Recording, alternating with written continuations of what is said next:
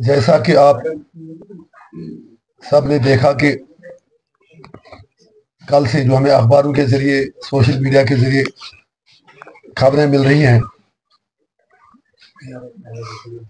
कि जो उमर साहब की सरबराही में सरकार बनी, उन्होंने अपनी कैबिनेट मीटिंग में एक रेजोल्यूशन पास किया है जिसमें सेंटर से स्टेटहुड रेस्टोर करने के लिए कहा गया है।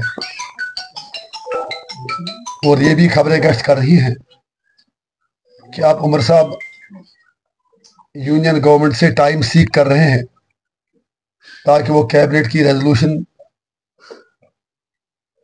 का जो ड्राफ्ट है, जो उसमें मुतालबा किया गया है सिक्योरिटी रेस्टोर करने का, he can put it to the central government. उनका हक है, वो कुछ भी कहें, कुछ भी पास करें, लेकिन हम उमर साहब को सिर्फ ये याद दिलाना चाहते हैं कि आपने इलेक्शन 370, 35A, स्टेटहुड, इन सारी चीजों पर लड़ा था। तो आज जो ये खबरें आ रही हैं कि सिर्फ स्टेटहुड को लेकर आपने रेजोल्यूशन पास कैबिनेट में किया है, तो it is very painful. It means departure from the principal stand of his party. इससे साफ जाहिर है कि उमर अब्दुल्ला साहब बीजेपी के हाथों में ही खेल रहे हैं। समझ में नहीं आता उनको कोई कैसे बताए। अगर अमित शाह जी का गला सूख गया कहते कहते कि मैं स्टेटहुड वापस दे रहा हूं, प्राइम मिनिस्टर ने भी कहा, तो उमर साहब क्यों वही चीज उनको आगे मांगने के लिए कह रहे हैं? अच्छी बात है, वो कहें, हमें कोई ऑब्जेक्शन नहीं है, बिल्कुल हम उनके साथ हैं, लेकिन वो आधी चीज ही क्यों कह रहे हैं? सिर्फ वही क्यों कह रहे हैं जो बीजेपी देने को तैयार है?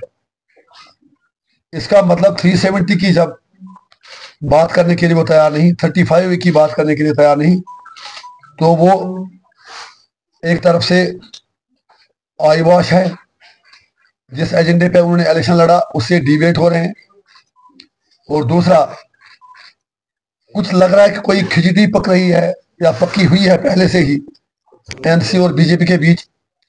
आंख मचोली का खेल खेला। कश्मीर के लोगों के बेसिक राइट्स की लड़ाई है।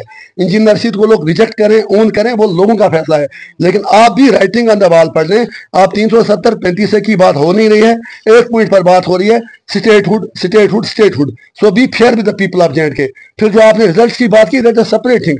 आई एम सेटिस्फाइड, हमारी नुमाइंदगी असेंबली में है, हमारी पार्टी को रजिस्ट्रेशन भी नहीं दिया, और हम मानते हैं कि वो NC सज्जाद साहब बाकी जो बीजेपी के साथ पर्दे के पीछे मिले हैं, ना हमें कॉमन सिंबल दिया गया, और हम I don't want to repeat time and again. आपकी वजह से कह रहा हूं, हमारे इशू से, हमारी सीटों से इंपॉर्टेंट यह है कि जम्मू कश्मीर के लोगों के हुकूक का क्या हो। अगर उमर साहब 370, 35A पर वो वापस लाते हैं, हम उनके पीछे पीछे चलेंगे। हालांकि कश्मीर का इशू तो भी हल करना है।